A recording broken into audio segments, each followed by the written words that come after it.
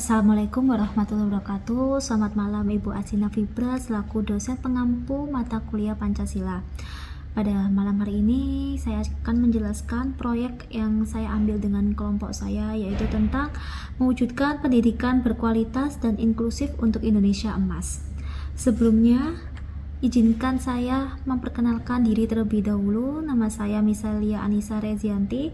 Saat ini saya seorang mahasiswa di BINUS Online mengambil program S1 Akuntansi. Sebelumnya saya pernah menempuh pendidikan pada Diploma 1 Perpajakan Politeknik Keuangan Negara STAN dan dilanjutkan dengan Diploma 3 Perpajakan Universitas Terbuka.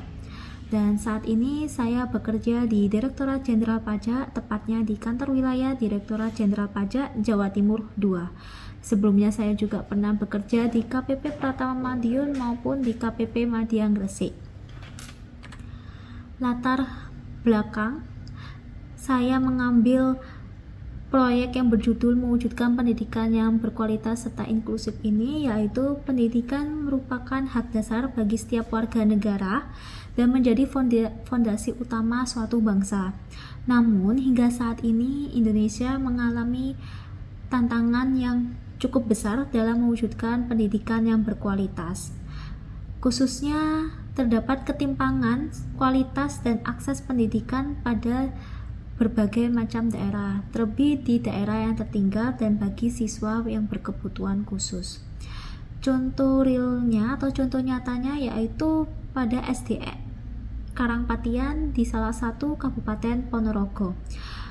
SD tersebut menjadi contoh nyata bagi kami bahwa sekolah tersebut sangat inklusif dan memiliki semangat besar, namun terbatas dalam hal sarana prasarana pendidikan yang berkualitas, sehingga kondisi yang dialami oleh SDN Karangpatian ini bertentangan dengan SDG nomor 4 yang menargetkan pendidikan yang inklusif, berkualitas, dan merata untuk semua, sehingga diperlukan kolaborasi lintas pihak, termasuk peran aktif mahasiswa untuk menghadirkan pendidikan yang adil dan beradab sebagaimana nilai dalam Pancasila.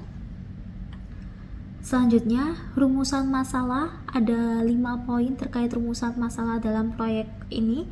Yang pertama, bagaimana definisi pendidikan berkualitas itu sendiri, lalu apa saja indikator utama yang mencerminkan kualitas pendidikan, dan yang ketiga, tantangan terbesar yang dihadapi oleh Indonesia dalam mewujudkan pendidikan yang berkualitas. Yang nomor 4, peran teknologi dalam mewujudkan pendidikan berkualitas dan harapan untuk pendidikan di Indonesia.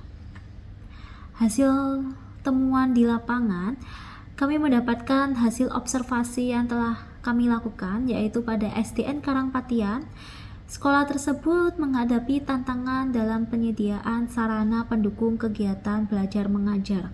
Salah satu permasalahan utamanya adalah kondisi meja dan kursi siswa yang sudah tidak layak pakai, seperti kaki meja yang sudah patah maupun kursi yang tidak stabil, sehingga hal tersebut tidak memenuhi standar kenyamanan dan keamanan untuk pembelajaran.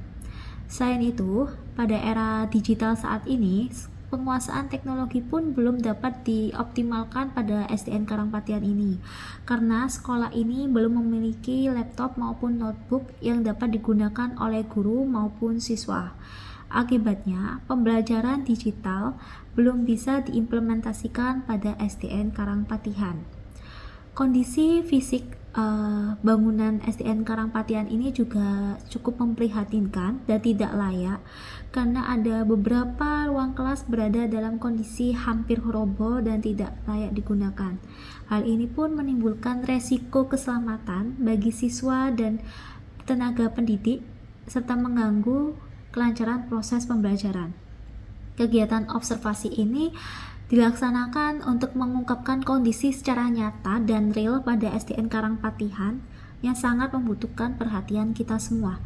Misalnya penyediaan sarana dan prasarana pendidikan, tindak lanjut yang cepat dan tepat diperlukan untuk memastikan bahwa siswa di sekolah ini mendapatkan hak yang sama atas pendidikan yang mereka terima.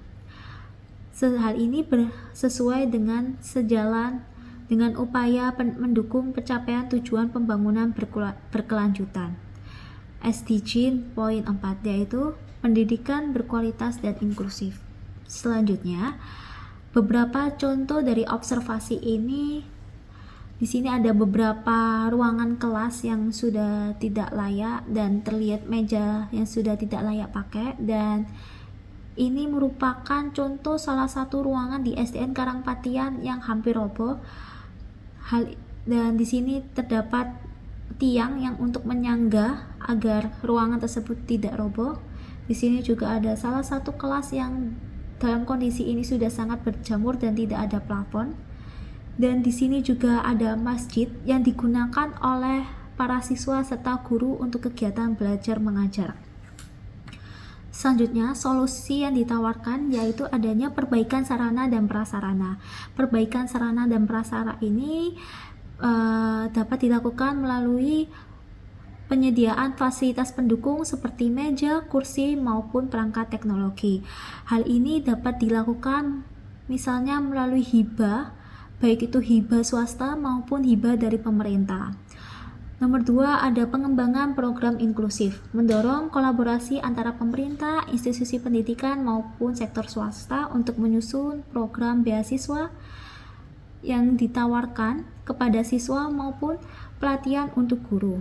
Selanjutnya ada pemanfaatan teknologi, yaitu memperkenalkan platform pembelajaran dengan modul offline untuk daerah minim internet dan mengadakan pelatihan guru dalam menggunakan teknologi untuk pembelajaran yang interaktif.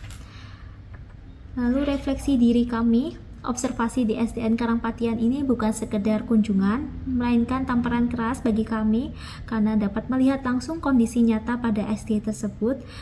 Pengalaman ini pun tidak hanya menyisakan empati, tapi juga membakar semangat kami bahwa kita bertanggung jawab secara bersama untuk bertindak nyata dan berkontribusi melalui pengabdian masyarakat, advokasi, atau apapun yang bisa kami lakukan. Refleksi ini lantas dicambuk bagi kami untuk lebih serius dalam menuntut ilmu dan mengambil peran aktif demi mewujudkan Indonesia Emas tahun 2045.